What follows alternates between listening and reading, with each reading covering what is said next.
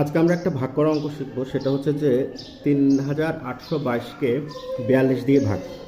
তো 3822-কে যে 42 দিয়ে ভাগ করবে, তাহলে এখানে ভাজ্যটা কত? 3822 এবং এখানে ভাজক কত? 42।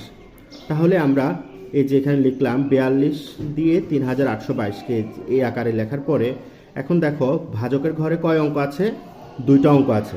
ভাজকের ঘরে কয়টি অঙ্ক আছে? দুইটি অঙ্ক। তাহলে আমার ভাজকও আমার দুইটি অঙ্কের মধ্যে ভাগ করতে হবে। তাহলে দেখো 42 দিয়ে আমার প্রথমে এখানে ভাজকের ঘরে আছে 4টি অঙ্ক, ভাজ্যের ঘরে আছে 4টি অঙ্ক, 2 ঘর নিলে আমার হবে 38। তাহলে 42 দিয়ে কি 38-কে ভাগ যাবে? যাবে না, কারণ 38টা এখানে ছোট। তাহলে যদি আমার ভাজ্যের ঘরে ছোট হয় তাহলে আমাকে আরেকটা ঘর নিতে হবে। এখন দেখো আরেকটা ঘর যদি আমি নিই তাহলে এখানে হচ্ছে কত? 382। 3টি ঘর মিলে হচ্ছে 382। তাহলে এখন 42 দিয়ে আমার 382-র মধ্যে ভাগ করতে হবে। তো আমার এখানে 42-এর আমরা জানি যে ভাগ অঙ্কে আমাদের কি জানতে হয়? গুণ জানতে হয়, নামতা জানতে হয়। তাহলে 42-এর নামতা কি আমরা মুখস্থ জানি? জানি না। তাহলে আমরা এখানে কি করব? 9 পর্যন্ত লিখে নিব। এখন দেখো একবার গুণ করলে কত হবে? 42। দুইবার গুণ করলে হবে 84, তিনবার গুণ করলে হবে 126, চারবার গুণ করলে হবে 168, এভাবে 9 বার গুণ করলে হবে 378। তাও কিন্তু 382 বেশি যাচ্ছে না। তাহলে আমাকে আরেকবার দেখতে হবে 310 দিয়ে। তাহলে 10 দিয়ে গুণ করলে আমার কত হবে?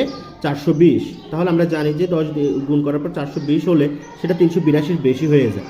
তাহলে আমি বেশিটা নিতে পারবো না, কাছাকাছি ছোট যেটা আছে। কাছাকাছি ছোট তাহলে কত আছে? 378। তাহলে আমি 378 নিলাম। এখন 378 এই যে লিখলাম, এটা কয়বারে পেলাম আমি? 9 বারে।